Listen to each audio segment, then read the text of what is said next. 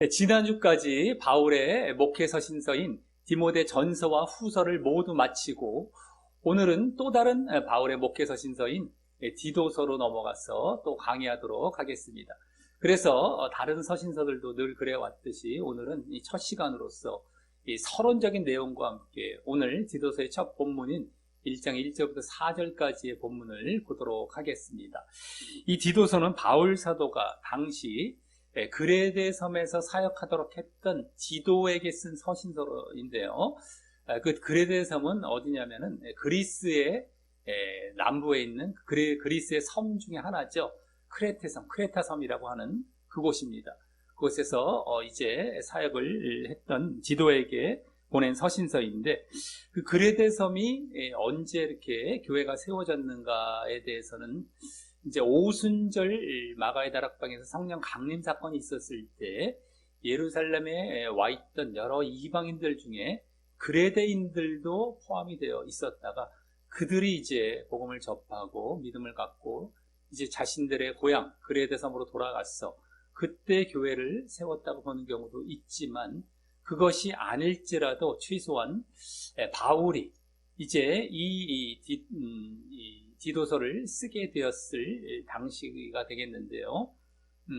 로마 감옥에서 1차 수감되었다가 잠시 석방이 되는 때가 있었습니다. 그때 여러 이제 곳들을 또 전도 여행을 하러 다니게 됐죠. 그때 이제 그레데 섬도 함께 방문을 해서 그때 또 그레데의 교회를 세웠다고 보는 경우도 있지만, 어쨌든 그래서 그렇게 그레데 섬을 방문하게 되었을 때에 이 디도를 그것을 남겨두어 사역을 하게 되었고, 그래서 그 디도에게 이와 같이 편지를 쓰게 되었던 것입니다. 물론 디도를 그곳에 남겨둔 것은 그곳을 이제 바르게 신앙들을 세워가기 위해서였던 것이고 말입니다. 그래서 또 이 디도서는 언제 쓰여졌는가라는 것을 이제 우리가 볼 때에 바로 디모데 전서가 쓰여졌을 때와 비슷한 시기죠. 로마 감옥에서 1차 로마 감옥 수감에서 석방되었을 당시, 그 당시에 디모데 전서도 쓰여졌던 것처럼 디도서도 그 당시에 이제 그레데 섬도 방문했지만 갔다 와서 이렇게 또 그곳에 지금 디도에게 이와 같이 디도서를 썼을 것으로 보게 되고요. 그래서 또 디모데 전서가 쓰여진 마게도냐에서 이제 또 쓰여졌을 것으로 보기도 합니다. 이후에 이제 2차 수감이 되어서 디모데 후서가 이제 바울 사도의 마지막 서신서로 쓰여진 서신서가 되기도 하는데, 이 디도서도 디모데 전서와 같이 상당히 바울 서신서 중에서는 아주 마지막 때 가깝게 쓰여진 서신서가 되는 것입니다. 그럼 이 디도에 대해서 또 잠시 말씀을 드리자면요. 디모데, 디도 다 사람 이름들이죠. 목회자가 돼서 이제 목회 서신서가 되는 겁니다. 그들에게 목회자에게 썼다 해갖고 목회 서신서가 되는데, 이 서신서를 받게 될 대표적인 수신자인 이 디도에 대해서 잠시 말씀을 드리자면, 이 디도는 바울 서신서에 자주 등장하는 바울의 동역자로서 이 바울의 2차 전도 여행 이후 바울과 동행한 것 같고요. 이 대표적인 사역으로는 바울과 바나바와 함께 예루살렘 총회에 참석했다라는 것과 갈라디아서 2장에 나오죠. 예루살렘 총회에 참석했을 때에 이제 디도도 함께 참석했다라는 것과, 또 고린도 교회에 3차례 파송되어서 그곳에 이제 문제를 수습하는 것과 또 헌금을 모금하는 것 등을 했다는 것이 될 것이고요. 이 고린도 교회와 관련이 이제 좀 많은 그런 사역자 중에 한 명이죠. 디도가 3차례나 방문을 하게 되었던 것. 또 지난주 디모데 후서 말미에 나왔듯이 달마디아로 파송되기도 한 것을 볼 때, 지난주 본문 디모데 후서 마지막 본문에 나왔죠. 4장 10절에 달마디아로 또 디도를 보내게 됩니다. 이 그레데 섬에서만 계속 있었던 건 아니고 나중에 또 달마디아라는 곳으로까지 이제 가게 되는 것을 볼 때에 이 바울의 전도와 사역에 일조하며 충성을 다했던 그런 인물이었던 것 같습니다. 그 그레데 섬에 파송한 디도에게 이 편지를 쓴 이유는요, 이 디도서의 내용을 전체적으로 참고해 볼 때, 왜 디도서를 썼을까, 이제 또 그것을 한번 생각해 보게 될 때에, 주로, 디모데 전후서 때와 같이 거짓 교사들과 거짓 가르침이 배경이 되어서 그 그레데 교회에 직분자들을 바로 세우는 것을 비롯해서 또 무엇보다 이 선한 행위가 보이는 올바른 신앙생활을 하게 하도록 하기 위한 것이 컸을 것이고요. 올바른 신앙생활이죠. 선한 행위가 보여지는 선한 일, 선한 행위가 이 디도서에서 많이 강조가 됩니다. 그러한 올바른 신앙 행위, 믿음으로만도 아니고 분명히 그 행위가 보여져야 하는 그러한 바른 신앙생활을 하도록 하기 위한 것이 컸을 것이고, 그래서 또 이제 이러한 일들 어떻게 교회를 이제 바르게 세워갈 것인가에 대해서 가르치는 내용이 주되기 때문에 목회서 신서가 되는 것입니다. 그럼 이 정도로 서론적인 내용을 이제 마치도록 하겠고요. 이어서 이제 오늘 디도서 첫 본문인 1장 1절부터 4절까지를 보면서 교훈을 얻도록 하겠습니다. 오늘 본문은 이제 인사말 부분으로서 4절까지가 인사말입니다. 모든 서신서가 그러하듯이 이것도 그러한데요. 그래서 발신자 바울이 편지를 보내는 발신자 바울이 편지를 받는 수신자 디도에게 인사하는 내용으로 주로 이루어집니다. 그 가운데 발신자인 바울이 자신을 소개하며 자신이 무슨 이유로 이 사도가 되었는지를 설명하게 되는데, 그 내용 속에서 오늘 우리에게 주어질 주된 교훈이 보여지게 됩니다. 그럼 먼저 1절은 발신자인 바울이 자신을 소개하는 내용이 이 상반절에 나옵니다. 1절 상반절에 자신을 소개하게 됩니다. 자, 바로 하나님의 종이요 예수 그리스도의 사도인 바울이라는 것이죠. 이게 소개입니다. 자신의 소개. 하나님의 종 예수 그리스도의 사도. 자, 이 중 먼저 하나님의 종이란 말은 이제 신약에서는 모든 신자들에게 적용될 수 있는 말이기도 하지만, 여기서는 특별히 바울이 하나님께로부터 사역을 부여받아 사역자의 신분으로 쓴 것이 되고요. 또 이 하나님의 종이란 말은 바울 서신서에서 이 디도서에서만 사용하고 있다는 점이 아주 특이합니다. 바울 서신서에서 유일하게 하나님의 종이란 말을 자신에게 이제 쓰고 있는 것이죠. 이 다른 서신서들에서는 그냥 예수 그리스도의 종, 그리스도의 종 내지 주의 종이란 말을 주로 썼다면 말입니다. 그것은 아마 지금 디도가 사역하는 이 그레데 섬에 바울을 반대하는 자들 내지 거짓 교사들이 주로 유대인일 것을 염두에 두고 이 바울 자신이 그 유대인들이 내세우고 중요시하는 구약에서부터의 하나님과 상관이 없는 사역자가 아니라 바로 그 하나님께로부터 사역을 임명받은 자라는 사실을 보이기 위해서였을 것입니다. 흔히 바울 서신서의 인사말에서 그러한 이 수신자들을 고려해서 이 바울 자신에 대한 소개를 하는 경우가 많기 때문입니다. 자신이 어떠한 자다, 특별히 이제 사도 된 것에 대해서 이 자신을 소개할 때 인사말에서 아주 많이 나오게 되죠. 보여지게 되죠. 여기서는 하나님의 종이다. 그만큼 그레데 이 교회에 그 유대인들의 영향력이 좀 크지 않았을까. 그러다 보니까 나도 하나님과 관련된 하나님께로부터 사역을 부여받은 종이다. 내가 하나님을 무시하지 않는다. 너희들이 신봉하는 하나님 다 하나님과 관련된, 그러면서 예수님을 전하는, 하나님이신 예수님을 전하는 그런 자라는 것을 이 자기 소개에서부터 밝히고 있다라고 할 수 있죠. 또 다음 그렇게 하나님의 종이면서 그와 동격으로 그 다음 말했던 것이 바로 예수 그리스도의 사도라고 하는데, 이 말은 또한 이 서신서의 수신자들 가운데 자신의 사도권을 의심하며 시비를 걸 자들을 염두에 두고 자신의 사도됨을 분명히 밝히는 호칭이 될 텐데요. 이건 다른 이제 서신서들에서도 많이 보여지게 됐죠. 그래서 사도권을 밝히는 내용으로서 사도라고 얘기를 하는데, 그렇게 자신의 사도권에 시비를 걸 대표적인 자들은 그들 또한 예수님을 믿는다고 하면서도, 여기서 예수 그리스도의 사도라고 하지 않았습니까? 그러니까 예수님을 이번에 믿는다고 하면서도 바울과 대립되는 위치에 있는 바로 유대주의 그리스도인들이 될 것이고요. 예수님을 믿는다고 하면서도 이제 예수님을 믿는 자들 중에서 이 바울을 또 반대하는 자들, 대립된 위치에 있는 자들이 있거든요.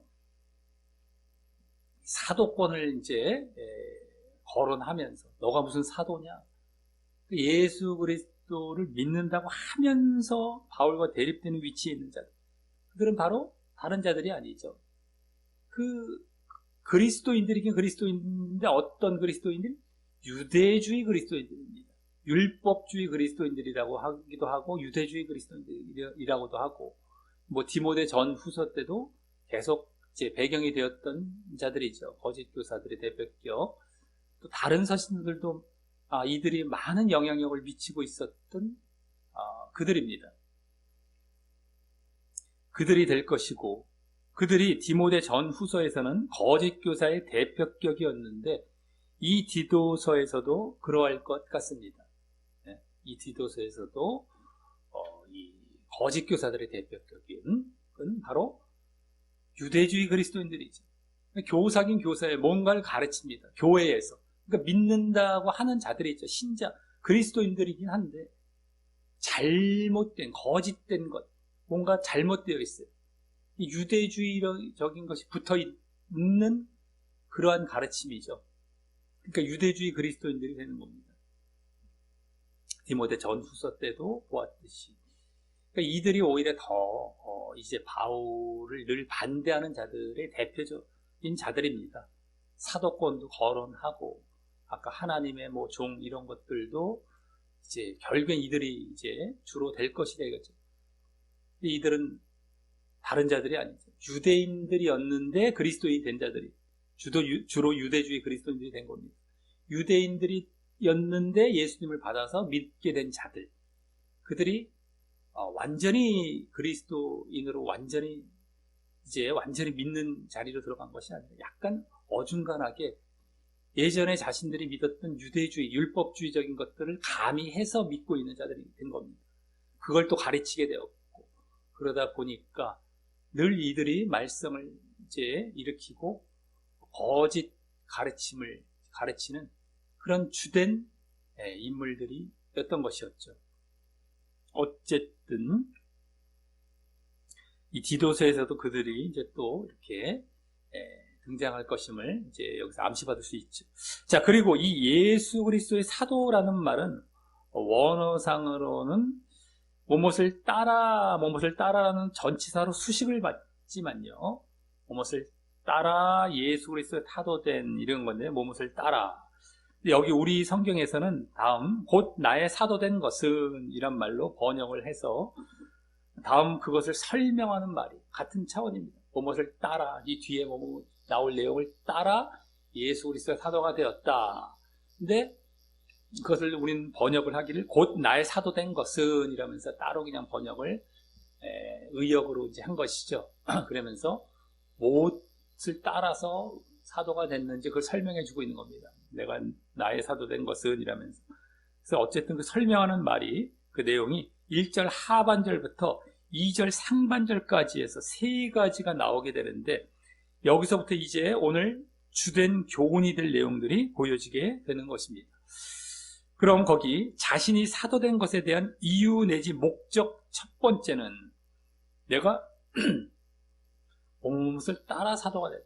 이렇게 뭐뭐 때문에 뭐뭐란 이유로 뭐뭐 목적 때문에 이런 그 첫 번째는요 바로 하나님의 택하신 자들의 믿음 때문이라는 것입니다. 하나님의 택하신 자들의 믿음. 거기 잘 보시면 보여지죠 하나씩. 자, 여기 택하신 자들이란 말이 나왔다고 또 예정론에서처럼 창세전 선택된 자들로 보면 안 되는 것이고요. 창세전 선택된 개인은 한 사람도 없다는 것을 늘 명심하시기 바랍니다. 창세전에 선택된 어떤 개개인은 아무도 없습니다. 그걸 잘못 봤기 때문에 마치 선택된 개개인이 있고 또 유기된 개개인이 있는 것처럼 잘못 보고 있는 것인데 한 명도 없습니다. 그건 잘못 봤기 때문이고요. 그렇기 때문에 창세는 선택된 자들로 보면 안 되고요. 여기서도 그것은 이 말은 이 성경의 다른 곳을 볼 때도 말씀드렸듯이 예수님을 믿고 믿음 안에 들어온 자들을 말을 하는 것입니다. 다만 그들을 택하셨다라고 말을 하는 것은 창세전부터 그런 자들을 택하셔서 당신의 나라를 만들어 가시려는, 교회를 만들어 가시는 것, 당신의 나라를 만들어 가시는 것 같은 말인데, 어쨌든 그런 자들을 택하셔서 당신의 나라를 만들어 가시려는 하나님의 계획에 의거하여 이제 예수님을 믿음으로 말미암아 그렇게 택하심 안에 들어왔다라는 식으로 표현을 하기 때문입니다. 예수님을 믿는 자들을 그리스도 안에서라는 말로 이제 나오죠. 이 예수님을 그리스도를 믿는 자들을 택하셔서 교회를 이루어 가실 것이다. 이제 에베소서 같은 게 제일 잘 나오죠. 그렇게 당신의 나라를 백성을 이루어 가실 것이다. 택하셔서 그걸 계획하신 것이죠. 믿는 자들을 택하셔서 나라를 이루어 가실 것이다. 그러니까 거기에 의거해서 이제 예수님을 믿는 자들을 택함 받은 자, 택하셨다라는 말로 이제 표현을 하는 것입니다. 그게 계획이 되어 있었기 때문에 그들을 택하시기로 택함을 계획하셨기 때문에 이제 택하셨다라는 말로 표현을 하는 것이죠. 그래서 이 택하심이라는 것이 영원한 것도 아니고요. 이 복음서에 보면 마태복음 24장, 마가복음 13장에 보면 예수님께서 거짓 그리스도들 또 뭐 거짓 선지자들이 이제 뭐 세상 끝에 뭐 징조를 쭉 말씀을 하시면서 어쨌든 뭐 세상 끝이라는 것은 말세, 지금도 마찬가지고 언제든 지금 말세 때이기 때문에 마찬가지입니다. 어쨌든 거짓 그리스도들이나 거짓 선지자들이 뭐 지금으로 말하자면 거짓 교사들, 거짓 목회자들, 이 지도서에도 거짓 교사들 나오는데 그들 뭐 거짓 목회자들 다 포함이 되는 것이죠. 그들이 할 수만 있다면 택하신 자들도 미혹하리라 라고 하고 계신 것처럼 예수님께서 말씀해 주신 것이죠. 할 수만 있다면 택하신 자들도 미혹하리라 라고 하고 계셨던 것처럼 언제든 그 택하심에서 떨어져 나갈 수 있는 그 택하심인 것입니다. 창세전 택하셔서 딱 고정이 되어서 이제는 무조건 구원받는다라는 어떤 예정론의 견인까지 가는 흔들릴 수 없는 막 무슨 불강력적인 은혜를 받아서 무조건 구원받는 어떤 택하심으로서의 개개인을 또 택하셨고 이게 아닙니다. 믿음 안에 들어왔다. 그래서 언제든지 그 택하심은 또 없을 수 있는 거예요. 내가 믿음을 떠나게 되면 택하신 자들도 미혹했다라는 말은 뭐예요? 그냥 미혹받았는데 그래도 택하심은 흔들리지 않는 택하심이 이 말이 아니죠. 택하신 자들도 미혹하리라라는 것은 미혹받아서 택하신 자들이 택하심에 떨어져 나갈 수 있다 이 말씀을 하시기 위한 것이지 무슨 입 아프게 뭐 그것도 아닌데 괜히 택하신 자들을 미혹하리라는 말씀을 하셨겠습니까? 그런 것들도 괜히 말장난하지 마시고요. 택하신 자들도 미혹해서 언제든지 그 택하심에서 떨어져 나갈 수 있다. 이 말씀을 하시기 위해 했던 거고요. 하여간에 예정론에서는 얼마나 말장난들을 많이 하는지 말도 안 되는 얘기들을 자꾸 그냥 요리 돌리고 저기 돌리고 말꼬리 잡듯이 뭐 그냥 맨날 그 말들로 꽉 채워져 있어요. 신학책도 막 보면 완전히 다 그 말들로 꽉 채워져 있습니다. 모순된 말들을 막 이리 땜빵하고 저리 땜빵하고 이리 땜빵하고 말장난하면서 온통 모순이에요. 보면은 모순이 아닌 게 없습니다. 100% 모순인데도 사람들은 꿀꺽하고 그걸 믿고 있으니 나중에 심판받을 자리 앞에서 무슨 말을 하겠습니까? 너 이거 봐도 이거 모순이 안 보이니? 라고만 해도 끝나는 거예요. 우리가 성경에서도 금방 느낄 수가 있고, 자기가 일반적으로 양심적으로 생각해봐도 느낄 수 있는 그 말도 안 되는 그 사실들을 그렇게 주장하고 있죠. 자, 어쨌든 그래서 성경에서 택하심이나 부르심이란 말이 나오면 믿음 안에 들어옴, 이런 것으로 보면 된다고 자주 말씀을 드렸는데, 믿음 안에 들어온 것이다. 그걸로 여기서도 그런 것이고요. 그럼 다음, 그들의 믿음을 위해서 바울이 사도가 되었다라고 하는 것은 그 믿음이라는 것이 한 번 믿었다고 끝나는 것이 아니고 계속해서 그 믿음을 유지하고 지속해야 한다는 것을 보여주는 것입니다. 그것을 위해 바울은 사도로서 계속 복음을 전하고 가르침으로 이루어가고 있는 것이고 말입니다. 그래서 여기서는 어쨌든 신자들의 믿음을 위해 사도가 되었음을 보여줍니다. 믿음 차원. 이 신자들의 믿음을 위해서 사도가 되었다라고 첫 번째로 지금 말을 해주었죠. 다음 두 번째는 경건함에 속한, 이 말은 경건함을 따르는, 마찬가지 경건함에 속한, 경건함을 따르는 진리의 지식, 진리에 대한 지식, 진리를 인식하는 것, 진리를 알게 되는 것, 이런 겁니다만, 그것을 위해 사도가 되었다라고 하는데, 이게 두 번째죠. 이는 한마디로 진리를 인식시키고 알게 한다라는 말이고요. 진리의 지식, 진리를 인식시키고 알게 한다라는 말이고, 그 진리가 다른 것이 아닌 경건함에 속해 있고 경건함을 따르는 진리라는 것을 더불어 보여주고 있는 것입니다.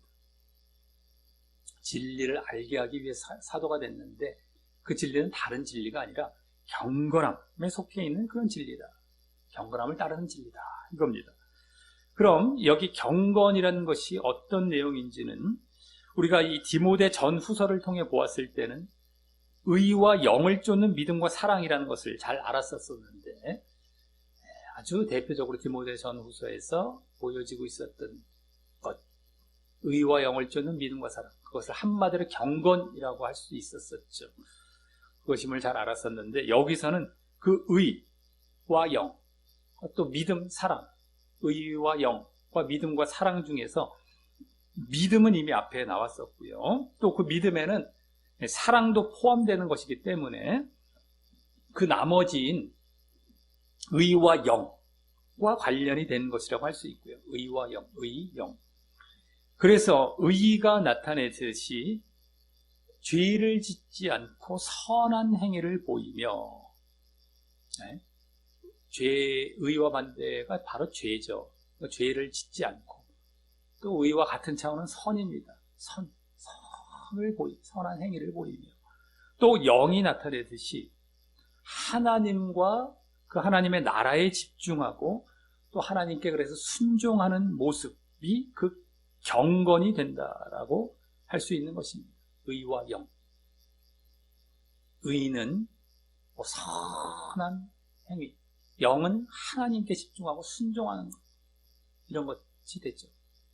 이것이 경건입니다. 그것에 속한, 그것을 계속 따르는 진리. 진리가 다른 내용이 아니라 그런 것을 향하게 하는 그런 진리라는 것이죠. 그런 것들에 속한 진리의 지식을 가르치고 알게 함으로써 앞에 첫 번째인 믿음을 제대로 갖게 하고 또 유지하는 것이 되고 말입니다. 이러한 진리를 왜 가르치겠습니까? 앞에 첫 번째 말했던 믿음의 유지와 지속을 위해서 이제 제대로 갖게 하고 유지하는 것을 위해서였던 것이죠. 믿음도 제대로 갖게 하고. 그러니 이 두 번째 것은 이제 우리의 믿음의 유지와 지속을 위해 실제적으로 필요한 과정이자 사역을 말한다고 할 수 있습니다. 필요한 과정. 계속해서 말씀을 우리가 배우는 겁니다, 한마디로. 그래서 계속 그 믿음을 유지하고 지속해 가는 것이죠. 이것입니다. 믿음 쪽을 더 이제 믿음의 합계에 포함되어서 그걸 강화시키고 지속시켜주는 것. 이게 이제 두 번째 것이 되는 것이다 할 수 있죠. 바울 사도가 사도가 된 이유. 두 번째가 그것입니다. 다음 2절 상반절에 이제 세 번째는 영생의 소망을 인함이라 라고 하는데, 여기 인함이라라는 말은 앞서 1절에 나온 1절에 그 나의 사도된 것은 이란 말과 이어져서 그것을 이제 끝맺는 말로 여기 우리말로 번역해 놓은 것이고요. 무엇에 속하나 무엇을 따른 뭐 이렇게 그냥 무엇을 따라 내가 사도가 되었다 이제 나왔던 것에 어쨌든 맺는 말이라고 보시면 되겠고요. 이렇게 이것까지 이제를 인해서 내가 사도가 되었다라는 말이고, 세 번째 여기 이제 여기서는 영생의 소망을 이란 말만 보면 되는데, 이 말은 또 원어상 영생의 소망 위에, 영생의 소망 안에 라는 말입니다. 그러니까 영생의 소망 안에서 아까 앞에 첫 번째와 두 번째를 이렇게 따라서 예수 그리스도의 사도가 되었다 이 말이죠. 그러니까 이게 지금 뭐뭐 안에 뭐뭐 위에 있는 아까 첫 번째와 두 번째라는 겁니다. 이게 세 번째는 뭐뭐 안에 있는 그것을 받쳐주는 하나의 바탕이 되는 말인 것이에요. 그래서 앞서 첫 번째와 두 번째의 바탕이 되고 그 목적이 되는 것이 바로 이 영생의 소망임을 보여주는 그런 말인 것입니다. 영생의 소망이 바탕이 되는 거예요. 목적이 되고 그 위에서 저러저러한 것들을 위해 이거 안에서 첫 번째와 두 번째를 위해 사도가 되었다 이 말이었거든요. 네. 즉 앞서 첫 번째와 두 번째를 요약할 수 있는 그 내용이 어떤 것이었습니까? 그걸 요약해 보면 바로 신자들의 믿음의 지속을 위해 경건함에 속한 진리를 가르치고 아는 것이죠. 믿음의 지속을 위해 진리를 가르치는 것. 이건데 더 짧게 말하자면 믿음을 위해 진리를 가르치는 것. 신자들의 믿음의 지속을 위해 경건함에 속한 진리, 그 진리를 가르치고 아는 것은 바로 이 영생의 소망을 위한 것이라는 것입니다. 영생의 소망을 위한 것. 즉 영생의 소망은 또 뭡니까? 구원의 소망, 바로 구원을 위해서라는 것이죠. 그리고 그렇게 하여서 바울이 이제 사도가 된 이유 세 가지를 여기까지 종합해 보면 바로 뭡니까? 신자들의 믿음과 구원을 위한 것이 된 것이죠.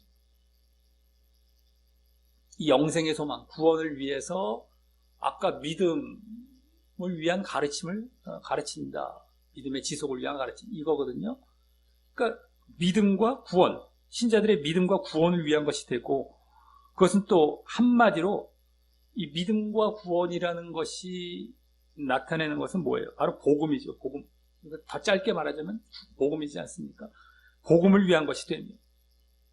그러니까 다른 서신서 같은 경우는 복음을 위하여 내가 사도가 되었다라고 말을 할 수가 있죠. 다른 곳에서는 짧게 말하자면 내가 이 복음을 위하여 사도가 되었다. 근데 여기서는 그걸 풀어놓은 거죠. 복음의 내용은 믿음과 구원. 그건데 그걸 더 풀어놨어요. 그걸 풀어서 아까 첫 번째는 믿음, 두 번째는 믿음을 위한 그 진리, 말씀, 세 번째는 구원, 그거잖아요. 그걸 이렇게 풀어서 이렇게 쭉 그냥 여기서 그렇게 말을 해놨다라고 볼 수 있는 겁니다. 그래서 그 복음을 위한 것이라고 할 수 있는데, 이제 그것을 이제 아예 처음 여기 나온 것처럼 좀 더 길게 말을 하자면, 신자들이 구원의 소망을 갖고, 이제 맨 뒤에 세 번째로 나왔던 구원의 소망부터 말씀드린 겁니다. 구원의 소망을 갖고 경건한 진리를 배워서, 반대로 지금 순서 반대로 말씀드린 거예요. 구원의 소망을 갖고, 그래서 경건에 속한 진리를 배워서 믿음의 지속을 보이는 것을 위해서라는 것입니다. 구원의 소망을 갖고, 이게 목표죠. 그것을 위해 또 경건에 속한 진리를 배워야 돼요. 그래서 믿음을 가져야 되거든요. 믿음을 지속을 계속 해 나가야 되거든요. 그것을 위해서라는 것입니다. 그 사실을 알 수 있었고요. 바울이 사도된 그런 이유, 그것을 위해서라는 겁니다. 복음을 위해서, 믿음과 구원을 위해서. 그런데 자, 그러면서 다음 2절 하반절에서는 방금 상반절에서 말한 영생이란 말을 이제 관계대명사로 받아서 이 영생은 거기 이 영생은 이라면서 이제 영생에 대해서 설명을 합니다. 그만큼 우리의 복음의 핵심은 영생과 구원임을 보여주면서 말입니다. 그 구원을 받는 것이, 영생을 얻는 것, 구원을 받는 것이 바로 복음이라는 것의 복의 궁극적인 실체이기 때문입니다. 우리가 복된 소식, 복음, 복, 다른 건 아니죠. 구원 받는 것, 영생 얻는 것, 천국 가는 것, 이것이 복의 실체입니다. 그것을 위해 복을 받기 위해서, 어떻게 천국 가기 위해서 어떻게 해야 될 것인가, 그러니까 믿음으로 이제 딱 또 함께 말씀되는 것, 그게 복음이에요. 복된 소식, 믿어라, 그래서 구원 받아라, 이거죠. 천국 가라. 그럼 거기 이제 영생에 대해서 이제 또 그래서 설명을 합니다. 자, 그럼 거기 이 영생은 이라면서 우선 바로 거짓이 없으신, 이건 더 정확히 거짓말 하실 수 없는, 거짓이 없으신, 뭐 거짓말 하실 수 없는 뭐 같은 차원, 그 하나님께서 영원한 때 전부터 약속하신 것인데, 영원한 때 전부터 약속하셨다라고 하죠. 영생이 하나님께서. 그러면서 거짓이 없이 분명히 약속을 지키시는 하나님의 창세전부터의 약속이라고 합니다. 영원 때 전부터, 이 창세전부터의 약속. 근데 그것을 분명히 지키시는, 거짓이 없다는 것은 바로 그 말이죠. 약속을 분명히 지키시는 그 하나님의 창세전부터의 약속이라고 합니다. 이는 하나님께서 창세전부터 구원 계획을 세우셨던 것을 말을 하는 것으로서, 창세전부터 구원 계획을 세우셨던 것을 말을 하는 것으로서, 그 더 구체적인 내용은 뭡니까? 창세전부터 구원 약속, 구원 계획이라고 볼 수 있죠. 여기서 창세전부터의 구원 계획, 구원 약속이라고 했는데 구원 계획을 말을 하는 것인데, 그 구원 계획의 더 구체적인 내용은 예수 그리스도를 믿는 자들이 구원과 영생을 받을 것에 대한 약속인 것이죠. 믿으면 구원받는다. 믿음과 구원에 대한 약속입니다. 한마디로. 누굴 믿느냐? 그리스도, 예수 그리스도를 믿는 자들이 구원과 영생을 받을 것에 대한 약속인 것이죠. 그래서 에베소서에 의하면, 아까도 잠시 말씀드렸던 에베소서, 택하심에 대한 말이 나왔을 때에 에베소서를 잠깐 말씀드렸는데, 그 에베소서에 의하면 제일 잘 나오죠. 창세전 하나님의 구원 계획에 대해서.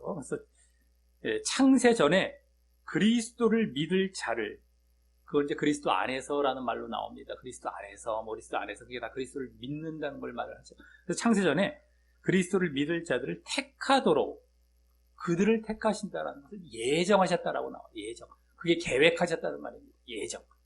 약속, 여기는 약속으로 나왔지만 예정, 계획, 여기 약속 다 같은 말이죠.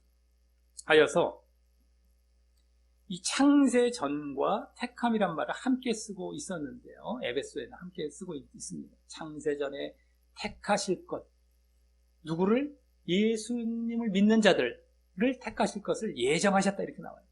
1장 4절과 5절 함께 쭉 봐야 됩니다. 그게 한 문장으로 쭉 이어지는 것인데 거기 그대로 나와요. 다른 게 아닙니다. 믿는 자들을 택하실 것을 예정하셨다, 약속하셨다, 계획하셨다, 이거예요. 근데 어쨌든 창세전이란 말과 택함이란 말을 함께 거기서 쓰고 있었는데, 그래서 여기서도 방금 창세전을 의미하는 영원한 때 전이란 말을 써서 그런지 앞서 택하신이란 말을 쓰고 있었다고 할 수 있습니다. 네? 1절에서 택하신이란 말을 쓰고 있었죠. 여기서 영원 때 전부터, 창세전, 택하신, 이런 말을 같이 쓰고 있는 것이 여기서도 보여주고 있죠. 이 창세 전부터의 택함에 대한 계획이 있었기, 예? 창세 전부터의 택함에 대한 계획이었기에 그런 것이고, 그 택함은 그리스도에 대한 믿음이 조건인 것이죠. 그리스도에 대한 믿음. 그래서 아까 택하시는이란 말과 여기 영원 때 전부터 잘 어울려서 둘 다 하나님의 계획 차원에서 그 말도 아까 택하시는 말도 썼고 여기서도 또 영원 때 전부터 약속이란 말까지 또 썼고 이것을 함께 오늘 이제 1절, 2절에서 이렇게 어우러서 쓰고 있었던 것임을 이제 여기서 이제 확인하게 되는 것이 되는 겁니다. 자, 어쨌든 그 택함은 그냥 택하시는 것이 아니라 그리스도에 대한 믿음이 조건인 것입니다. 그것이 빠지면 이제 예정론으로 들어가는 것이죠. 무조건적 택하고 믿음은 그래서 넣어주시고 구원을 다 끝내놨고 택해 놓으셨는데 믿음은 왜 필요합니까? 예수 그리스도를 왜 필요하고 여기서 엄청난 오류를 범하고 예수님을 모독하고 하나님을 모독하는 일이 발생하는 것이거든요. 예정론은요. 얼마나 지옥에서 정말 얼마나 큰 형벌을 받을런지 도대체 정말 말씀을 드리고 알려드려도 벗어날 생각들을 안 하면 고집하여 갑니다. 아무리 얘기를 해줘도요. 최소한 95% 이상은 아마 고집해 갈 겁니다. 계속해서 예정론은요. 그 자리에서 못 벗어나요. 그 5%가 될지 그게 1%가 될지 몰라요. 벗어날 자들이. 그 안에 정말 들어가서 누구든 간에 제발 벗어나서 구원의 길로 가시길 바라겠습니다. 대부분은 거의 안 벗어날 것이라고 이미 경험을 통해서 이미 목격들을 해왔어요. 또 돌아가고 그런가 하다가도 양심의 어떤 반응이 있는 것 같고 맞는 것 같아 보이는 것 같으니까 그럴 때는 잠시 그런가도 해요. 근데 나중에 또 돌아가 있어요. 이게 엄청 무섭더라고요. 마귀의 미혹 때문인지 자신의 어떤 다른 어떤 욕심이 있어서 그런지 몰라도 못 벗어나.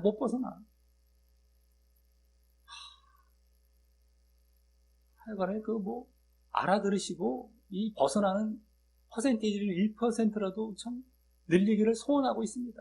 늘려지기를. 웬만하면 안 벗어나는데 옆에 사람 또 안 벗어나는 사람도 수두룩하거든요. 거기에 또 힘을 얻죠. 거짓 것들끼리 힘을 얻는 거예요. 거짓끼리. 성경에서도 그런 경우가 계속 보여지는 것처럼 다수결에 의해서 모든 걸 결정하고 누가 이 진리가 내용으로 결정하는 것이 아니라 그냥 다수결, 분위기 이런 걸로 결정해 가니까요. 더더욱이 못 벗어나더라고요. 알아서들 하시기 바라겠고 어떻게 얘기를 해야 조금이라도 벗어날 수 있을까? 어떻게 얘기를 해야 이럴까 하는데도 그래도 결국은 못 벗어나더라고요. 그거 알아서 하시려는 겁니다. 처음부터 바른 믿음을 가지지도 않았었던 겁니다. 처음부터 아예 그냥 내가 돌아가서 다시 시작하겠다고 생각하시고 하신다면 모를까? 그걸 하겠습니까? 자존심 다 버리고 말씀부터 제대로 이제 시작을 하셔야 돼요. 읽는 것부터 얼마나 말씀을 안 볼 것이며 조금 보다가 또 누가 이제 말씀 잘라서 만들어 놓은 신학으로 다 돌아갈 것이며 신학책 막 찾아다니죠. 말씀 다 제껴버리고요. 제발 그런 책들을 다 벗어버리고 말씀을 한 절 한 절씩 앞뒤 따져가면서 읽어 가시길 바라겠습니다. 그때 벗어나요. 유일한 길입니다. 근데 분명히 그거 안 할 것이 불보듯 뻔합니다. 그거 안 하면서 그래서 고집할 것 아주 확실하게 말씀드릴 수 있어요. 누구든 그 자리에서 그렇게 갈 것이라는 거. 기껏 본다면 신학책 이제 찾고 다닐 거라는 거. 난데 하지 마시고 옆에 누구든 간에 다 그러고 있습니다. 그걸 아시고 찔림이 있으면 분명히 그런 거 책 다 벗어버리고 성경에 한 장을 한 절 읽어가시는 것. 대충 보면서 이거 내 모르는 거 넘어가고 막 대충 보면 맨날 보던 그 본문들 나오면 그때 가서 좀 보는 것 같다가 그 옛날 신학에도 젖어서 보죠. 그걸 또 못 빠져나오는 거예요. 그걸 다 벗어버려야 됩니다. 맨날 그냥 그 본문 이런 거 보지 마시고 맨날 그거 있잖아요. 울고 먹는 듯한 본문들. 성경을 하나하나 볼 생각들을 안 하고 말이죠. 버린 본문들이 얼마나 많습니까? 퍼센테이지로 말하자면 성경에 10%나 볼까 말까 할 것 같아요. 10%도 많을 겁니다. 몇 프로 보지도 않는 그 말씀으로 맨날 그냥 긁어먹고 그 많은 부분에서 말씀하고 있는 것도 알지도 못하고 말이죠. 어쨌든 제발 벗어나기를 바라겠고요. 자, 어쨌든 그리스도된 믿음이 조건인 것입니다. 그리고 여기서는 그중 이제 그 택함을 받은 결과인 영생과 구원에 초점이 있는 것이고, 그 택함을 받은 결과인 영생과 구원에 초점이 있는 것이죠. 그 영생과 구원에 대한 약속을 분명히 지키신다는 사실을 여기서 강조하고 있는 것입니다. 누구에게 말이죠? 아무에게나 이렇게 영생과 구원을 지키신다, 분명히 약속을 지키신다는 것이 아니죠. 바로 믿는 자에게가 되는 것이죠. 그것이 빠지면 누구든 세상 모든 사람에게 하신 약속이라는 것이 되는데 그것은 말도 안 되는 것이죠. 영생과 구원, 그 말 자체가 그럼 구원의 과정도 필요 없고 예수님에 대한 믿음 다 필요 없는 것, 예수님 오실 필요도 없었고 말도 안 되는 것이죠. 그건 여기서 그리고 우리는 이 구원의 보장이란 의미에서 구원을 하나님께서 확실하게 보장하신다. 약속을 내가 지키신다. 그 의미에서 이제 구원의 확신이란 말을 쓸 수 있는 것입니다. 구원의 확신. 즉 지금 흔히 잘못 쓰고 있는 구원의 확신이란 말을 어떻게 씁니까? 자신이 구원받을 것에 대한 확신이란 뜻이 아닌 구원은 반드시 있고 반드시 이루어지게 될 것이란 뜻에서 말입니다. 반드시 구원이 있다라는 것. 그리고 반드시 그것을 하나님께서 이루게 하실 것이라는 것. 그것을 내가 구원에 대해서 확신한다. 구원이 분명히 있다는 걸 내가 확신한다. 그러니까 하나님께서 분명히 구원을 이루실 것에 대해서 내가 확신한다. 네? 누구에게? 믿는 자들에게 그렇게 하실 것. 나는 내가 구원에 확신합니다. 이제부터 확신 구원 이거 아니란 말이죠. 제발 그런 코미디 같은 그런 자리에서 완전히 벗어나시길 바랍니다. 다 지옥 갑니다. 구원에 확신 갖는 자들은 그렇게 해서 구원에 확신을 갖는 자들은 전에도 몇 번 말씀을 드렸겠지만 지옥이 확정됐다라고 보시면 돼요. 오히려 반대로 완전 반대죠. 구원의 확신하고 자기는 구원받을 줄 착각하고 있었는데 그렇게 알고 믿고 있는 사람은 무조건 다 지옥이 확정됩니다. 어떻게 구원을 자기가 그냥 웅태로 확신합니까? 성경에 나오지도 않아요. 그 근거 구절도 없어요. 찾을 수도 없어요. 말도 안 되는 것들을 만들어 놓고 그것을 처음 믿을 때부터 해서 당연히 그것이 있어야 되는 것처럼 또 얘기를 해서 또 구원의 확신을 안 가지면 마치 창피한 것이고 믿음 없는 신앙 안에 들어온 것이 없는 것처럼 또 얘기를 합니다. 어처구니가 없죠. 그 말이 없어져야 돼요. 구원의 확신이란 말 자체가. 자, 그 구원의 확실한 구원, 분명하게 그걸 구원의 확신, 구원이 분명히 있다. 이거 자체가 뭐를 우리에게 요구하는 겁니다. 여기서 좀 약속하셨다. 영생을 약속하셨다. 구원을 너희들이 바라봐야 될 것은 바로 영생이다. 그 영생이 소망이다.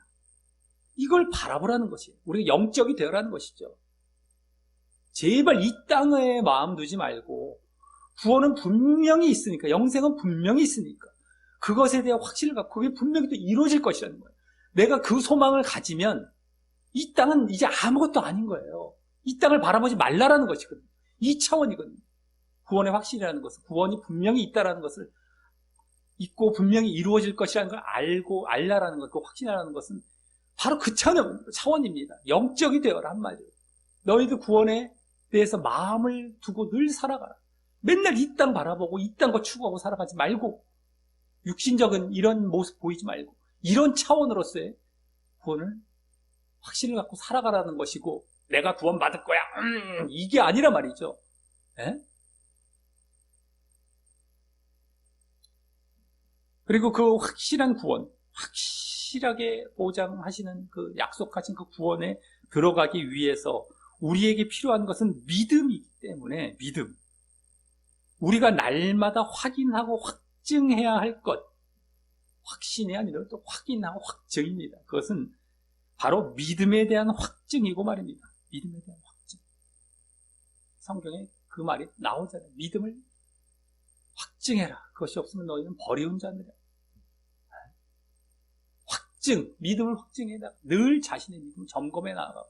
그래서 내가 믿음 안에 있는지를 확인하고 확증해 나가야 되는 것이죠.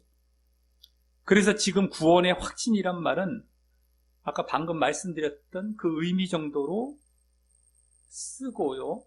그것도 우리 알아야 되고 그걸 이제 그렇게 쓰려면 그 정도로 쓰고 웬만하면 또 쓰지 말아야 됩니다. 왜냐하면 아까 그런 잘못된 그런 의미로 들어가거든요. 구원의 확신은 내가 확신합니다. 내가 확신합니다. 이러고 있어요. 이러고 말도 안 되게 다 그 자리에 보면 100%가 거의 다 100%가. 그러니까 아예 쓰지 말아야 돼요. 그걸로 다 그냥 가버리니까. 대신 믿음의 구원의 확신이란 말은 없어지고 믿음의 확증이란 말로 바꾸어서 늘 자신의 믿음을 점검해야 하는 것입니다. 우리가 구원의 확신이란 말 빼고 굳이 그런 자리를 대신할 만한 다른 말을 써야 한다면 믿음의 확증 이런 말을 계속 쓰시기 바랍니다. 앞으로 믿음의 확증, 믿음의 확증. 내가 내 자신에 대한 믿음을 확인해보고 분명하게 내가 믿음 안에 있는지 확증해 바라는 거예요.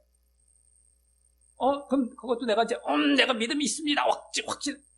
이렇게 확증하란 말도 아니죠.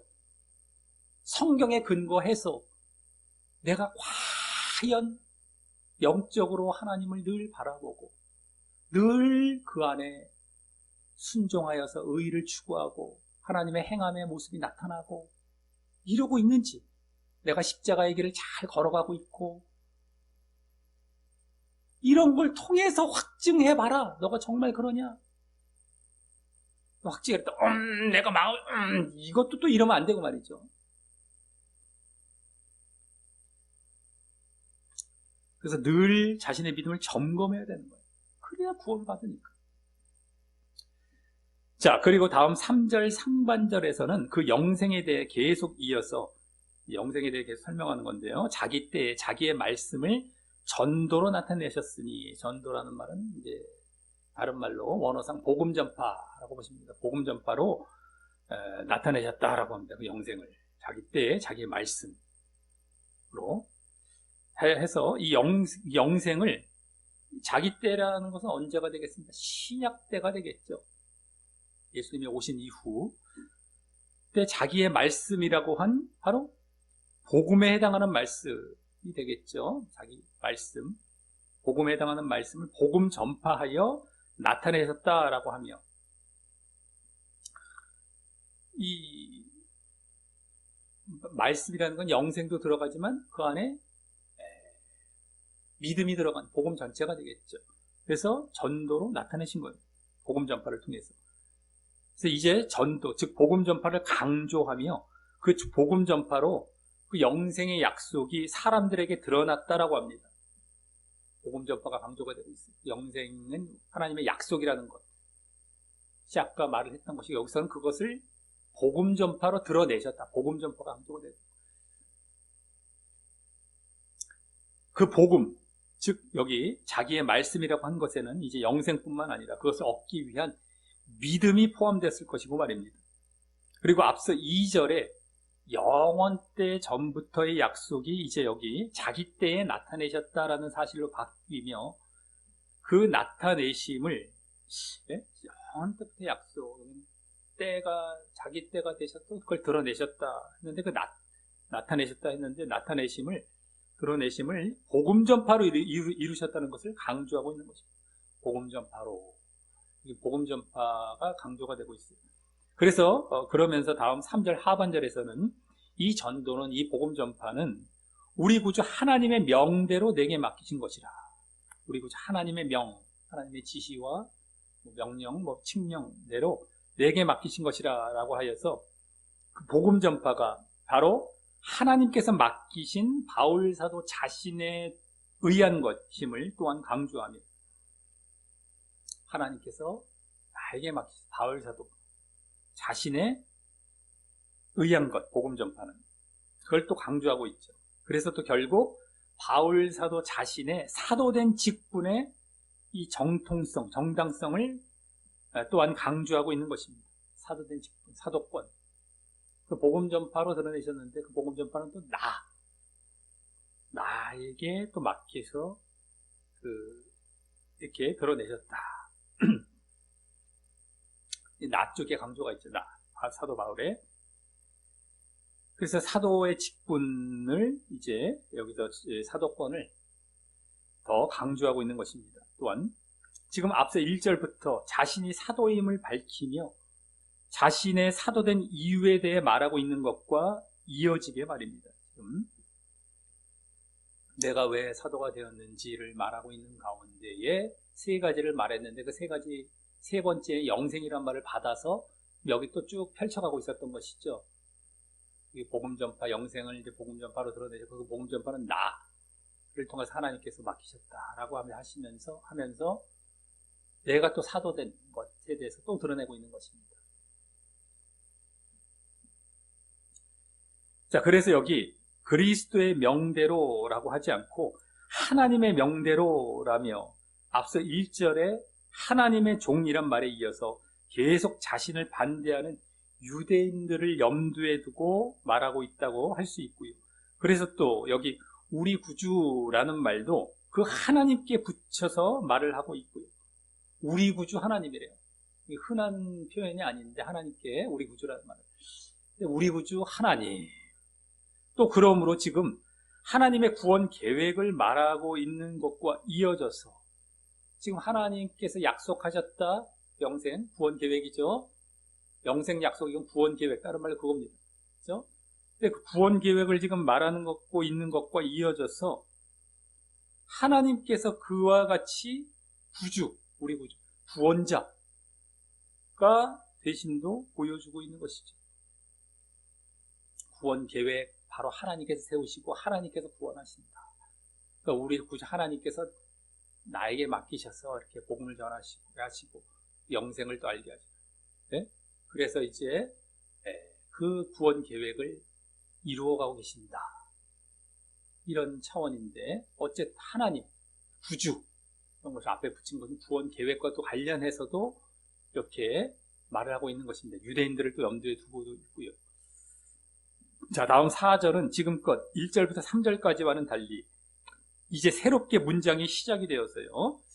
1절부터 3절은 사실 한 문장으로 쭉 이어지고 있었던 겁니다. 발신자, 바울 자신에 대한 또 얘기를 하면서 3절까지는 그랬던 것이고 4절은 또 이제 새로운 문장이 시작이 되어서 이제 드디어 수신자에 대해서도 말을 하여서 수신자, 디도죠. 디도에 대한 건데 그래서 거기 같은 믿음을 따라 된 같은 믿음이라는 건 원어상 공통의 믿음인데요. 어쨌든 그것을 따라된 나의 참 아들, 나의라는 말은 원래 없는데 어쨌든 참 아들 디도에게 편지하노니 참 아들, 참된 아들 디도에게 편지하노니라고 합니다.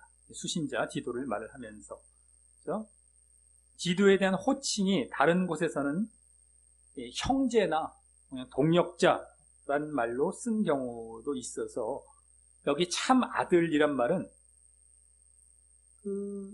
믿을 만한 참이란 말이 그 참된 믿을 만한 이런 의미가 되겠고요. 믿을 만한 아들이라는 것도 어리기 때문에 이런 말로 또 쓰겠죠. 내 자식 참자. 그러니까 이제 어린 형제이자 동역자라는 의미에서 썼을 것이고 참 아들. 믿을 만한 어린 형제이자 동역자. 그렇죠? 그런 의미에 썼을 것이고 다만 여기 그렇게 되는 것이 같은 믿음을 따라 되었다라는 것은 공통의 믿음, 같은 믿음 따라 되었다라는 것은 그와 같은 제대로 된 형제이자 동역자가 되기 위해서는 형제, 동역자, 형제라는 말은 그 호칭은 어떤 믿음 차원, 신앙 차원이 되죠. 형제, 나와 같은 믿음을 가진 형제, 그죠? 동역자라는 사역 차원에서의 또 호칭이 되죠. 그러니까 제대로 된 형제, 신앙 차원의 형제, 또 사역 차원의 동역자가 되기 위해서는 신앙이나 사역자, 제대로 된 신앙이나 사역자가 되기 위해서는 거짓 교사나 거짓 가르침을 염두에 이제 두고서 또 다른 어떤 믿음이나 잘못된 믿음이 아닌 바울 자신이 믿고 있고 전하고 있는 그 예수 그리스도에 대한 믿음이어야 함을 보이며 말하고 있다고 할 수 있습니다. 굳이 공통의 믿음, 같은 믿음이라는 말을 쓰고 있었던 거예요. 다른 믿음이어서는 안 된다. 이 믿음이어야만 한다. 나와 같은 믿음. 그렇죠? 그 거짓 가르침을 염두에 둔 것이죠. 또 다른 잘못된 믿음을 염두에 두고 그것이 아니라 지도는 나와 같은 그러한 제대로 된 믿음을 갖고 그렇게 신앙인이나 사역자가 되었다. 신앙자인 사역자가 되었다라는 것을 이제 보여주고 있는 것이죠. 그러니까 굳이 이 말을 쓰고 있는 것이에요. 거짓 교사를 염두에 두고 있는 겁니다. 거짓 가르침을. 그러면서 이때 믿음이란 말을 하여서 앞서 2절과 3절에서는 뭐예요? 구원에 대해서만 강조한 것이 아니라 2절과 3절에서 구원과 영생에 대해서만 강조한 것이 아니라 그 이면에 그 구원을 얻기 위한 믿음도 있었음도 엿보여주고 있는 것이고 말입니다. 믿음이란 말도 또 따로 이제 분명하게 여기 쓰고 있습니다. 아까 영생의 약속, 구원 이렇게 쪽에만 강조가 된 것 같았었지만 그 이면에 그 영생과 구원을 얻기 위한 조건은 바로 믿음인 것이거든요. 여기서도 딱 믿음 그대로 또 엿보여주고 있죠.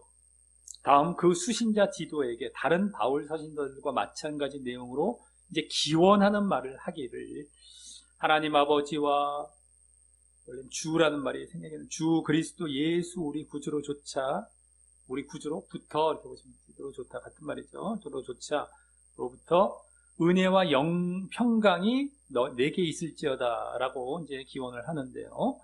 다만 그리스도 예수를 수식하는 말로 여기 우리 구주라는 말을 더 붙이고 있는 것이 독특합니다. 다른 선지자들은 또 이렇게 많이 나오진 않아요. 이 인사말에 우리 구주라는 말을 이렇게 더 붙이고 있어요. 그것은 그리스도 예수란 말 앞에 그것은 앞서 3절에서는 하나님께 붙였던 말을 이번에는 예수님께 붙이며 똑같이 붙이고 있어요. 똑같은 말을. 그래서 하나님과 예수님이 동일하심을 보여주면서 또한 이제 하나님은 구원 계획을 하신 구주라면 아까는 구원 계획 차원, 영생을 약속하신 하나님의 구원 계획 차원이었었죠. 구주, 그래서 구주라는 말을 하나님께 붙였다면요. 예수님은 그 계획을 이루신 구주임도 암시하고 있다고 할 수 있습니다. 그 계획이 이루어지는 차원 있어야 되겠죠. 근데 예수님, 그래서 구주, 구원하셨다. 구원 계획 차원에서 구주, 그 계획을 이루신 차원에서의 구주, 이게 되는 것이죠. 그러니까 다 같이 보여주고 있다라고 할 수 있습니다. 두 군데 다 붙여서. 자, 나머지 이제 기원하는 내용인 은혜와 평강이란 것은 다른 서신서들에서도 늘 보아왔듯이 거의 다 이 말만 쓰고 있어요. 바울 서신서에서는 인사말에서 그렇죠? 기원할 때. 근데 은혜와 평강은 뭐예요? 각각 믿음과 구원을 나타내는 것이라서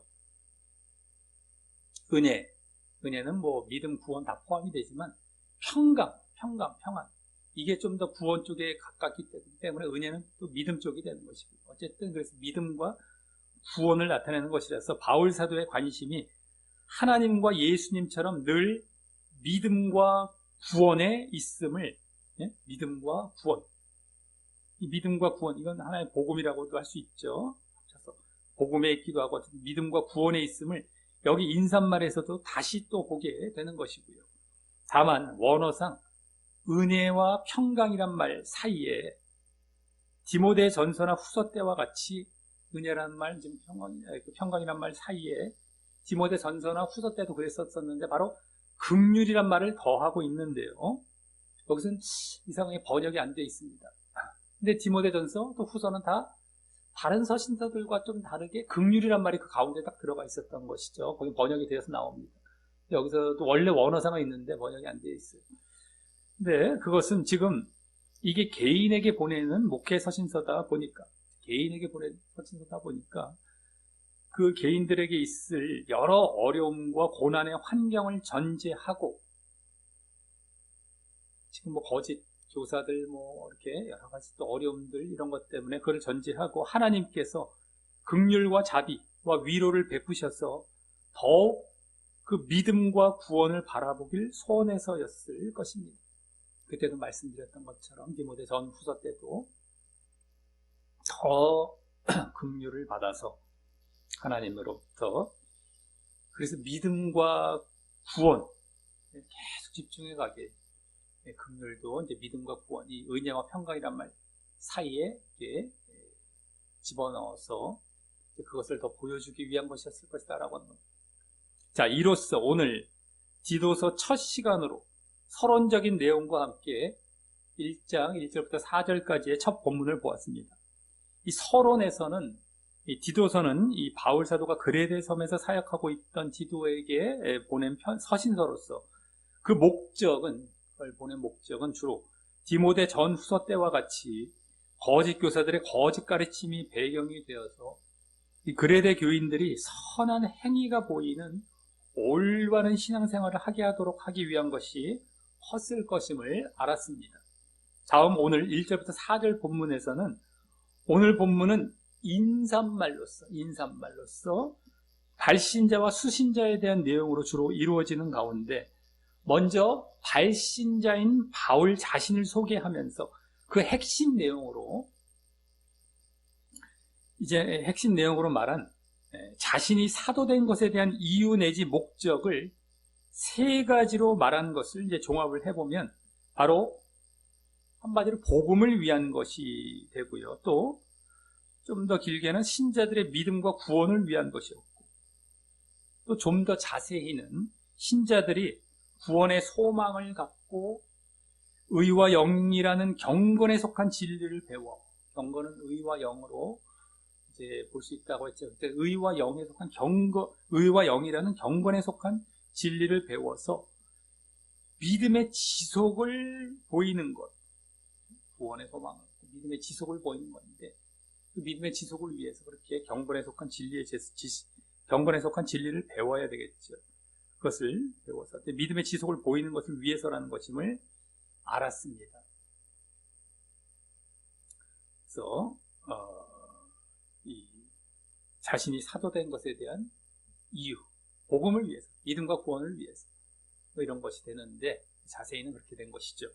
자, 그리고 이어서 구원과 영생, 그때의 구원과 영생에 대해서 좀 더 자세히 설명하며, 그 구원과 영생은 분명히 지키실 하나님께서 창세전부터 세우신 약속과 계획이었고, 그것을 신약 때에 복음 전파로 드러내셨다라는 사실과 분명히 지키실 그 하나님의 약속입니다. 영생 구원. 그런데 창세전부터 세우셨던 약속이었는데 그것을 신약 때에 와서 복음 전파로 드러내셨다라는 사실과, 그 복음 전파는 하나님께서 바울 자신에게 맡기신 것이라고 하여서 자신의 사도권, 바울 자신의 사도권도 분명히 했었습니다. 다음, 수신자인 디도에 대해 말을 하여, 디도에 대한 말을 하며, 디도가 바울과 동일한 바른 믿음으로 형제와 동역자 되었음을 보이면서, 바울과 동일한 같은 믿음, 그러니까 바른 믿음이죠, 한마디로. 그 바른 믿음으로 형제와 동역자, 참아들 형제와 동역자 되었음을 보이면서, 앞서 이제 구원에 대해서만, 아까 발신자 쪽에서는 구원, 영생 쪽에서에 대해서만 강조한 것처럼 보였던 것, 그 이면에 믿음도 있었음도 엿보여주고 있었고요. 여기서는 이제 믿음을 또 부각시키면서 말을 하면서 그러고 있었고요. 그래서 기원하는 말 속에서는, 그 다음 기원하는 말 속에서는 바울 사도의 관심이 다른 서신들과 같이 믿음과 구원에 있음도 보여졌었습니다. 믿음과 구원, 한마디로 복음인데 또 보여지고 있었고요. 자, 이를 볼 때 오늘 전체적으로는 인사말, 거의 뭐 다른 이제 서신서들도 그러했듯이 다시금 믿음과 구원에 대해 다시 강조하고 있는 인사말이었음을 보게 되고, 그 믿음과 구원은 좀 더 구체적으로는 발신자인 바울의 사도됨의 이유에 가운데 보여진 하나님께서 자신에게 맡기신 복음 전파로 드러내신 창세전부터의 분명히 이루실 구원과 영생의 약속에 대한 소망을 갖고, 구원입니다. 구원과 영생의 약속에 대한 소망, 구원. 이것은 언제부터 약속이 되어 있었다고요? 창세전부터 약속이 되어 있고, 그걸 이제 복음 전파로 드러내셨고, 바울에게 어쨌든 그 구원에 대한 소망, 약속에 대한 구원의 약속에 대한 소망을 갖고 경건에 속한 진리를 배워서 믿음의 지속을 보이라 라는 것이 됩니다. 그것이 오늘 이제 인사말 본문에서 우리에게 강조되고 이제 우리에게 요구되고 있는 그런 모습이 되는 것, 내용이 되는 것입니다. 이 가운데 결국 우리에게 요구되는 것은 믿음의 지속이 되죠.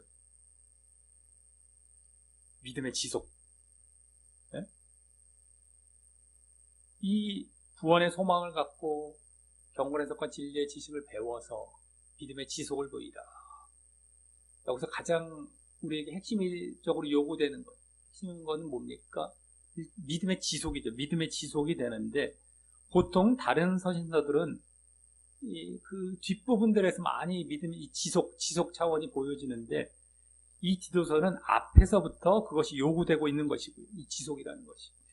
또 그것을 위해서 오늘 하나님께서 분명히 이루실 구원에 대한 소망을 흔들리지 않고 갖는 것이 중요하고요. 구원에 대한 소망, 하나님께서 분명히 이루실 그 구원에 대한 소망을 흔들리지 않고 갖는 것, 그것이 이제 굳이 짧게 말하자면 구원에 대한 확신인 겁니다. 이게. 근데 그 말을 자꾸 잘못 갖다 쓰니까 안 쓰려고 하는 것이죠. 분명히 하나님께서 구원을 이루실 것에 대한 확신을 내가 갖는 거예요. 하나님께서 이루실 것을 내가 분명히 확신하는 겁니다. 내가 확신하는 게 아니라 하나님께서 그 구원이라는 것을 믿는 자들에게는 분명히 이루실 것이다, 이겁니다. 누구에게나 이루실 것이고 나에게 뭐 이루실 것도 아니고요. 믿는 자들에게 분명히 이루실, 그 분명히 구원을 예비해 놓고 약속해 놓고 그걸 분명히 이루실 것에 대한 그 흔들리지 않는, 우리는 그것에 대한 소망이 있어야 돼요. 근데 이것이 자꾸 자기 마음 가운데 소망으로 자리 잡지 않고, 또 그것을 분명히 내가 확실히 믿고 있지 않고 거기에 마음을 두고 있지 않다면 그것은 벌써 믿음이 이제 흔들리게 되는 거예요. 이게. 그래서 소망은 믿음 차원인 거예요. 믿음 차원. 이제 한마디로 구원의 소망, 더 좋은 말이죠. 구원의 확신이라고 해서 자꾸 이런 말 쓰지 말고 구원의 소망, 소망이 이제 아주 흔들리지 않는 소망, 이렇게 보시면 됩니다. 분명하게 내가 거기 마음을 두고 확실히 내가 그것을 분명히 있다라는 것, 분명히 그것이 이루어질 것이다, 그걸 내가 마음을 두는 거예요. 하나님 나라에 마음을 두는 거죠. 한마디 늘. 이것을 제대로 안 믿으니까 막연하게 그냥 되면 되는가 보다 이런 식으로 믿으니까 이걸 제대로 안 믿고 이 땅에 마음을 두고 말이죠. 되겠지 이렇게 하면서 말이죠. 맨날 이 땅 거 추구하고 말이죠. 이게 아니라 분명하게 그걸 하나님께서 약속하신 것에 대해서 내가 하나님이 지금 약속하고 분명히 이루실 것에 대한 내가 분명한 확신과 소망을 가져야 되는 거예요. 그래야만 그걸 바라보고 늘 가거든요. 이 영적이 된다는 겁니다. 막연하게 나 알아. 그건 나도 그렇게 됐겠지 이런 형식으로 믿는 거, 이게 전혀 이게 다른 거예요. 이러면 육적이 됩니다. 나중에 마음 두지도 않고요. 그래서 이걸 참, 이 말을 같은 말이라도 참 알아듣기 힘들거든요. 몇 번을 말씀드리는 겁니다. 여러 번, 이제 모양으로 말씀을 드린 거예요. 잘 알아들으셔야 됩니다. 자, 그것이 흔들리지 않는 구원에 대한 소망 갖는 것이 중요하고요. 그 믿음의 지속을 위해서. 또 경건에 속한 진리의 지식을 잘 배워가는 것이 중요함을 알게 되는 것입니다. 오늘. 믿음의 지속, 오늘 그것이 요구되는 것인데 그걸 위해 구원에 대한 소망, 두 번째는 그 진리의 지식, 경건에 속한 진리의 지식, 그걸 잘 배워가는 것이 또 중요해요. 가만히 있다고 믿음이 지속되고 유지되지 않습니다. 말씀을, 경건에 속한 말씀, 진리 계속 접하고 배워야 나가야 돼요. 그래야 믿음이 유지가 됩니다. 구원의 소망도 다 갖고 영적이 되어서 말씀 계속 배우고 이러면 믿음이 지속이 되는 거예요. 그래서 이것을 한마디로 요약하자면 구원을 바라보며 구원의 소망을 가져서 구원을 바라보고 구원의 소망을 갖고 말씀을 잘 배워가는 거예요. 구원, 소망, 구원의 소망, 소망과 말씀 아주 줄여나간 겁니다. 소망, 구원의 소망, 말씀 이게 믿음의 지속의 아주 핵심적인 모습으로 우리에게 오늘 교훈되고 있는 것입니다. 우리에게 요구되는 건 믿음의 지속인데 그걸 위해서는 구원의 소망과 말씀. 근데 이것이 보통 보면 신자들이 있습니까? 없습니까? 요새 없어요. 구원의 소망 같지도 않아요. 막연하고 아까 말씀드렸듯이 막연하고요. 말씀도 안 배워요. 안 봐요 자기가. 대충 그냥 뭐 세상 얘기나 해주고 뭐 거짓으로 가르치는 거 이런 것에 관심을 쏟죠. 그러니까 그냥 난 다 알아 이러고 있어요. 말씀을 제대로 보면서 늘 말씀으로 내가 책망도 받고 교정을 받고 우리 지난 디모데후서에 봤었죠. 말씀의 기능이 그것이거든요. 그래서 늘 내가 바른 믿음 안에 늘 이 지속이 되어 가는 것인데 그게 없어요. 뭐 자신을 뭐 그냥 귀를 간지럽 해주고 뭐 이상하게 잘못된 것을 그냥 운운해주는 이런 거에 정도의 또 나도 교회 다니면서 말씀 들어요 뭐 이런 정도로 착각하겠지만 잘못된 말씀도 수두룩한 데다가 그게 아닐지라도 우리가 말씀을 계속 접하면서 봐야 되는데 제대로 알지를 못해요. 부분적으로 또 알기도 하고 말이죠. 계속해서. 근데 그게 없어요. 이것을 지금 오늘 바울이 사도된 이유도 말하면서 자신은 사역적인 차원에서 얘기했겠지만 우리에게는 그걸 이제 받아야 할 차원에서 그것이 믿음의 지속을 위해서 아주 중요한 겁니다. 성경의 다른 곳에서도 계속 보여지고 있는 것처럼 말이죠. 이게 아주 뭐 구원의 소망 뭐 당연한 것처럼 생각하는데 지금 수두룩하게 없어요. 이것에 집중하지 않습니다. 말씀 뭐 이렇게 배우는 것도 당연한 것처럼 알고 있기 쉽은데 실질적으로 없다니까요. 이것도요. 제대로 된 말씀을 뭐 자기가 알려고 하지도 않고요. 도망가 버려요. 그냥 또 말씀을 제대로 보지도 않고요. 없어요. 아주 너무 당연한 것 같은데 당연한 게 없다니까요. 그러니까 다 지옥 가는 거예요. 이게 믿음이 지속되지도 않고요. 착각을 하고 있죠. 내가 믿음 지속되고 있다고. 뭔가 있는 것 같은데 거짓 믿음입니다. 교회 다니고 있는데 거짓 믿음이에요. 수두룩한 사람들. 착각하고 다 지옥에 갈 그 거짓 믿음 갖고 있는 겁니다. 이것으로 제대로 된 믿음, 아까 같은 믿음, 뭐 공통된 바른 믿음을 보여주고 있는 말이거든요. 이런 걸 통해서 바른 믿음을 보여 나아가서 진짜 이런 자들만 얻는 구원으로 나아가야 되는 겁니다. 자, 그래서 우리 모두, 그러니까 이제 우리 모두 구원을 바라보면 말씀을 잘 배워가는 겁니다. 요약이 우리 모두 오늘 디도서 첫 본문에서 우리에게 요구하고 있는 그러한 구원을 바라보며 이 디도서에서 가르칠 말씀을 이제 잘 배워가시기를 꼭 다짐하심으로 구원의 소망을 갖고 구원을 바라보며 이제 말씀을 잘 배워가되 이제 우리가 디도서를 이제 또 보게 될 거 아니겠습니까? 진리의 이게 경건에 속한 진리의 지식 이 디도서에서도 또 인사말에서 얘기했기 때문에 바울은 또 이 디도서에서도 또 풀어가겠죠. 그죠? 또 여기서 일단 또 지도서에 집중하는 겁니다. 이 말씀의 가르침을 또. 그래서 말씀을 잘 배워가시길, 지도서에서 가르친 말씀. 첫 본문에서 이것을 우리에게 도전해주고 우리에게 소개해주고 요구하고 있다라고 보시면 되겠습니다. 잘 배워라. 이렇게. 그래서 여기 또 가르칠 말씀, 지도서에서 가르칠 말씀을 잘 배워가시길 더욱 다짐하심으로 이 믿음의 지속을 더 견고히 해 가게 되시기를. 믿음의 지속. 그걸 처음 본문에서부터 우리에게 지금 요구하고 있는데, 그래서 그걸 그래. 우린 요구된 대로 우리가 따라가고 순종해 가는 겁니다. 그래서 우리가 잘 보여나가고, 그래서 결국에는 그들이 얻게 될, 그 하나님께서 분명히 지키실 그 구원의 약속, 영생의 약속 가운데, 그 영생 가운데, 약속된 구원 가운데, 영생 가운데 들어가는 이 길을 아주 계속 박차를 가해서 잘 걸어가게 되시기를 예수님의 이름으로 간절히 축원합니다.